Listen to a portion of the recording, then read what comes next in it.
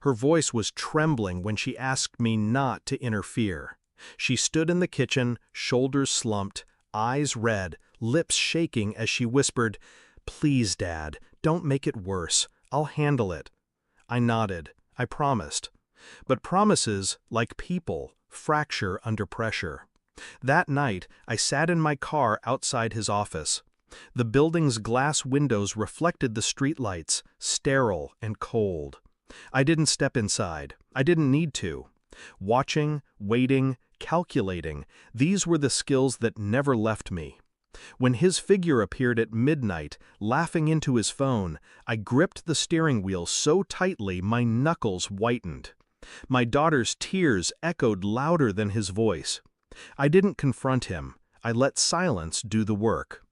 The next morning, he was a different man, broken, hollow. He showed up at her desk, stammering apologies, resignation letter in hand. She ran home in shock. "How?" she asked. I smiled. "Karma." But the truth was colder. I never left my car, and yet he never slept again after that night.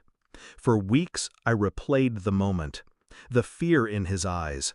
The way he folded without me lifting a finger. Fear is the purest weapon. But beneath her relief, I felt something darker stirring in me. She believed it ended cleanly, as if life handed her justice wrapped in a bow. She wanted to believe in fate. I knew better. Fate is a fabrication. Control is real. And I realized something then.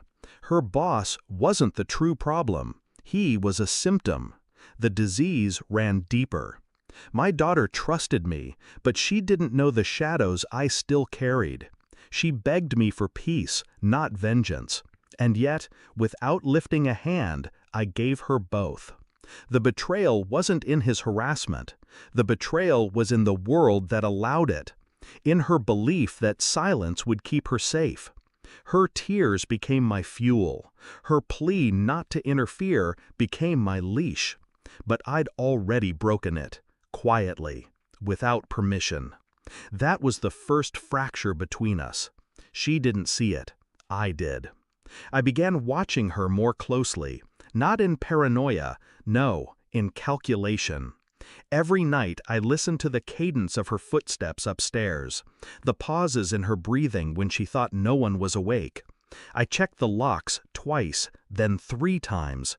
I reviewed the office building's layout online, memorized every exit. I found his address, his family, his debts. I never confronted him directly. I didn't have to. I only needed him to know I was there. So I left signs.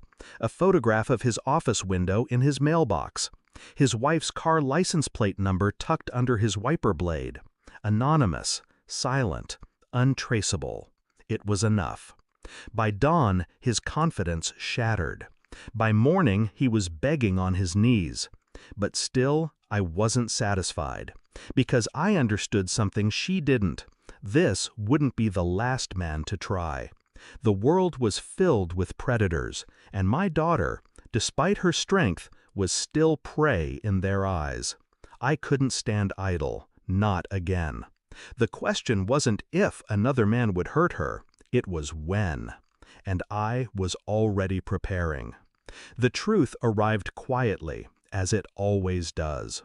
Weeks later, I caught her in a moment of hesitation, clutching her phone too tightly, flinching when it buzzed. I didn't press her, I observed. The evidence came without effort. A string of late-night messages I wasn't meant to see. Another superior at her new job. Compliments. Then requests. Then threats disguised as opportunities. My chest tightened, but my face remained still. She was caught in the cycle again, and she hadn't told me. That was the deeper betrayal. Not that they hunted her, but that she kept me in the dark, believing her silence protected me. She didn't understand that silence never protects, it only feeds the predator. I confronted her without words. I left the phone on the table, screen glowing with the proof. She froze, eyes wide, tears welling. Tad, I didn't want. I raised a hand. Quiet, composed. My silence cut sharper than any rage could. That night, I returned to my car. Same office, different man. I never left the driver's seat. Instead, I let the evidence travel on its own. Anonymous envelopes arriving at the right places. His wife, his supervisor, the board of directors. By morning, the whispers started. By noon, the suspension hit. By night, he was finished. I didn't need to threaten him. I didn't need to touch him. I simply showed the world who he really was. When my daughter returned home, confusion painted her face. Again? She asked. How does this keep happening? I met her eyes, expression unreadable. Some men bury themselves. All you need to do is hand them the shovel. Her lips parted. She didn't know whether to thank me or fear me. I preferred it that way. I watch her sleep sometimes, the quiet rise and fall of her chest. She believes she's safe because her enemies keep collapsing.